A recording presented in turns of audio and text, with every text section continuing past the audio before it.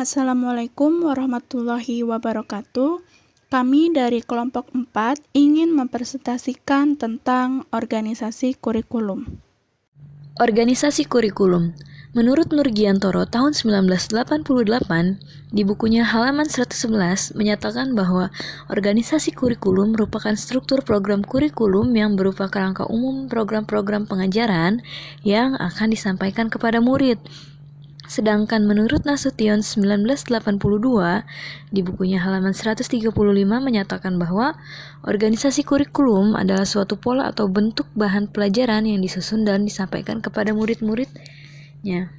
Program kurikulum dapat dibedakan menjadi dua macam, yaitu struktur horizontal dan struktur vertikal. Struktur horizontal adalah suatu bentuk penyusunan bahan pelajaran yang akan disampaikan kepada siswa, berkaitan dengan bagaimana bahan atau mata pelajaran diorganisasikan atau disusun dalam pola-pola tertentu. Sedangkan struktur vertikal yaitu organisasi kurikulum adalah pola atau bentuk bahan pelajaran yang disusun dan disampaikan kepada murid-murid. Selanjutnya ada struktural horizontal. Yang pertama ada separate subject kurikulum. Pelajaran ditetapkan berdasarkan disiplin keilmuan. Ada kelebihannya yaitu bahan pelajaran tersajikan secara logis dan sistematis, kemudian sederhana serta mudah direncanakan. Ada juga kelemahannya. Yang pertama ada mata pelajaran terpisah-pisah dan cenderung statis, kemudian ketinggalan zaman. Yang kedua ada correlate subject kurikulum. Berdasarkan keterhubungan antar berbagai mata pelajaran. Kelebihannya yaitu mendukung keutuhan pengetahuan dan pengalaman belajar murid, kemudian memungkinkan penerapan hasil belajar yang lebih fungsional. Ada pula kelemahannya. Yang pertama, kurikulum masih bersifat subject center, dan yang kedua, kurang memberikan pengetahuan yang mendalam. Selanjutnya ada integrate kurikulum. Tiadanya batas atau sekat mata pelajaran. Ada kelebihannya. Yang pertama yaitu segala hal yang dipelajari dalam unit bertalian erat satu sama lain. Yang kedua, belajar yang mendasarkan pada pengalaman, kematangan, dan minat anak. Dan kelemahannya yaitu tidak mempunyai organisasi yang logis dan sistematis. Yang kedua, ada pelaksanaan kurikulum sangat memerlukan waktu. Selanjutnya, struktur vertikal. Struktur vertikal terbagi menjadi 3: pelaksanaan kurikulum dengan sistem kelas dan tanpa sistem kelas. Yang pertama ada sistem kelas. Penerapan kurikulum dilaksanakan melalui kelas-kelas tertentu. Yang kedua, tanpa sistem kelas. Tidak mengenai adanya tingkat kelas tertentu. Setiap siswa diberi kebebasan untuk berpindah program setiap waktu. Yang ketiga, kombinasi antar sistem kelas dan tanpa kelas dengan mengkombinasikan keduanya. Selanjutnya ada sistem unit waktu. Jangka waktu belajar tidaklah dalam satuan waktu yang utuh atau tak terbagi. 6 tahun dari kelas 1 hingga kelas 6 untuk SD atau MI, 3 tahun dari kelas 1 hingga kelas 3 SMP atau MTS, dan 3 tahun dari kelas 1 hingga kelas 3 SMA atau MA atau SMK atau MAK. Yang ketiga, mengalokasian waktu.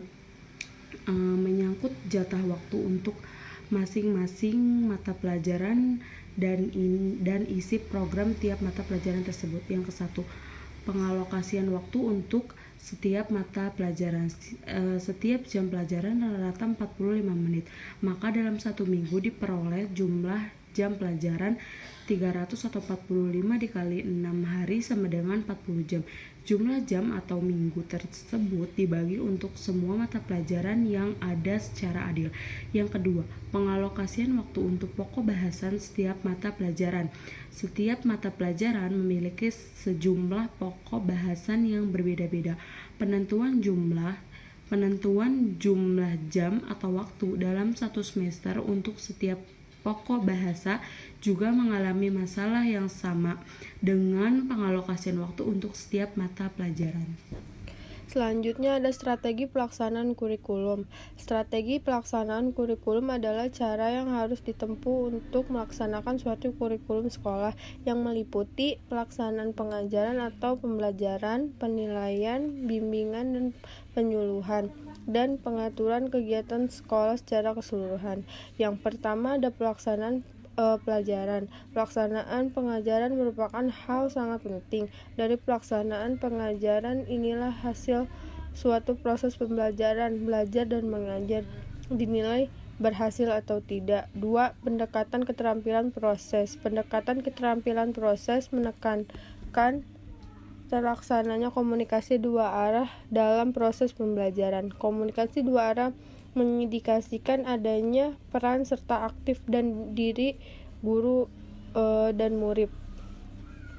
Yang ketiga ada kegiatan oktakurikuler dan ekstrakurikuler. Kegiatan oktakurikuler merupakan kegiatan yang dimaksudkan untuk lebih memperdalam dan menghayati materi pelajaran yang telah dipelajari dalam kegiatan intrakurikuler di dalam kelas. Kegiatan ekstrakurikuler dimaksudkan sebagai kegiatan yang diarahkan untuk memperluas pengetahuan siswa, mengembangkan nilai-nilai atau sikap dan penerapan secara lebih lanjut pengetahuan yang telah dipelajari siswa dalam mata pelajaran, program inti dan pilihan.